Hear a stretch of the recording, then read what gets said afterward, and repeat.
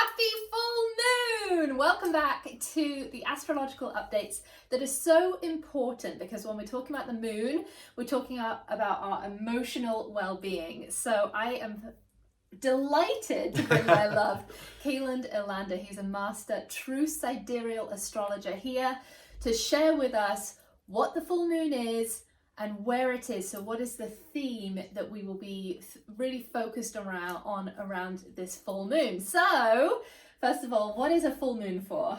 A full moon is for a celebration. It is basically coming out of this new moon energy where we've kind of been coming up with a goal, a plan. We've been planting seeds. We're saying what we want, what our goal is, what our intention is. And then we rev ourselves up for 2 weeks about to doing it and accomplishing it and getting that done. And then the full moon is like, great, look at all this work you did. Now you get to celebrate what worked, what didn't work. Like, revel in the joy, see like all of the fruit of your labor, cultivate all the things that like grew and worked and all those kinds of things. And that is what a full moon is for, is that celebration. It's essentially the collecting of the harvest from all the stuff that you grew. And this is a time that we can make adjustments, right? So that this month, if there are things that are left over that we haven't yet completed, that we can now, okay, right, I've got a little bit of time left that I can now get that complete, right? It's predominantly a time for taking and seeing what you were successful in. Okay. And then more focusing on those things and really like honing in on those things. Okay. Because if you pick 5 goals and then you get to a full moon and you really only did 2 out of the 5, that's not a time to like freak out and then try to figure out a way to, by the end of the month, do the other 3. Just really hone in on the 2, really dive into it, really integrate it into your life. But the integrative part that comes a little bit after the full moon, this is for the celebration. Okay. So, yeah. Time to celebrate. And so, the full moon, where is it? The full moon is in Virgo! Yeah! And so will there be conflict? Yes. There's going to be drama. Everyone will Don't say, send us the email. Don't tell us it's... Don't do it. Don't say that, oh, but I thought the full moon was in Libra or We get whatever. them every month. We get this email from multiple people. It's not just you. It is in Virgo. And where do other people think it is? Libra. Okay. Yeah. Okay. They're wrong. They just don't know. But why are they wrong? So they're wrong because what they're going off of is this software system that they created that's based off of the planetary alignments of 2,000 years ago. And what we know about planets and the way that the world works is that we're constantly moving, we're constantly evolving, we're constantly changing and shifting. And so if you're going off of that old system that has never changed in the last 2,000 years, it's completely off in today's society. So if you follow true sidereal, you'll realize that if you look up into the sky, the way astrology works is by looking up and seeing the planets in relation to Earth. That is how it works. And by looking into the sky, we know that the full moon will be in Virgo. But if you're just going off of a system that is catering to the northern hemisphere changes in season only, that was set in stone 2,000 years ago, set in stone, literally set in stone 2,000 years ago, stone. so that it wouldn't change, it's completely off. It is wrong. You're following an entertainment system, not an astrological system, not a scientific system. Yeah, so this is the science of the stars. Astrology means science of the stars, and it's literally, I could use the fancy word disinformation, but it is disempowering you if you are not connecting with the actual theme. And Kayland and I laugh. I mean, literally daily we laugh because we experience things and then we look at where the planets are and we're like, oh, that totally makes sense, or vice versa, because it's so freaking accurate. Mm-hmm. And the more people, the more clients that we have that do this work with Kayland, it just attunes you to what's actually going on. And that's powerful because if you know how to use the vibrational frequencies, then you have the ability to create transformation and actually utilize that in your life. So tell us about...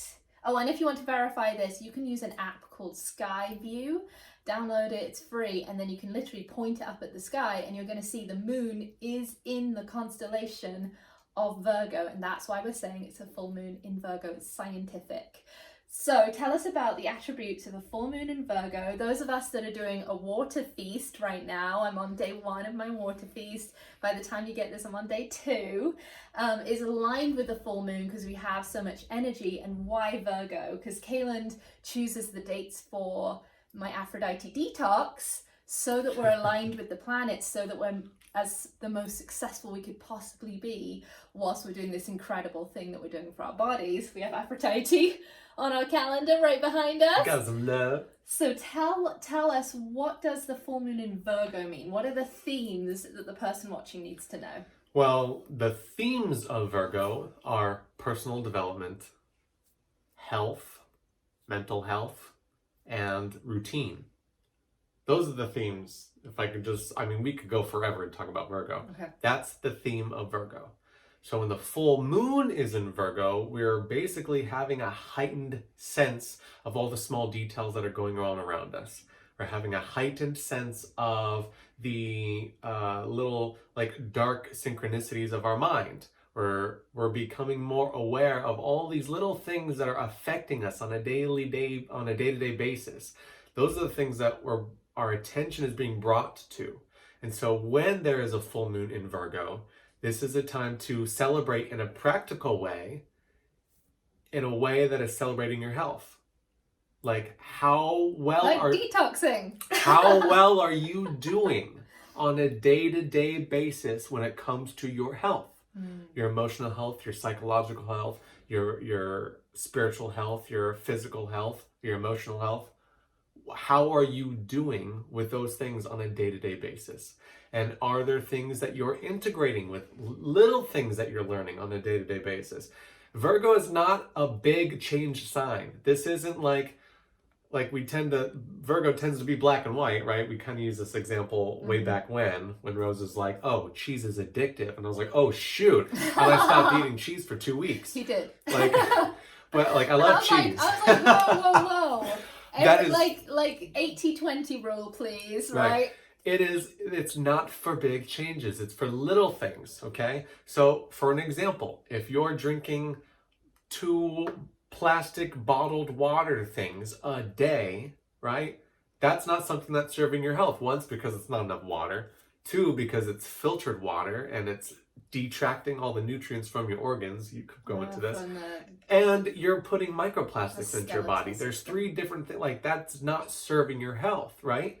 So a small change that you could make is by stopping buying plastic bottled water and get your bottled water or whatever in something that is like a glass container.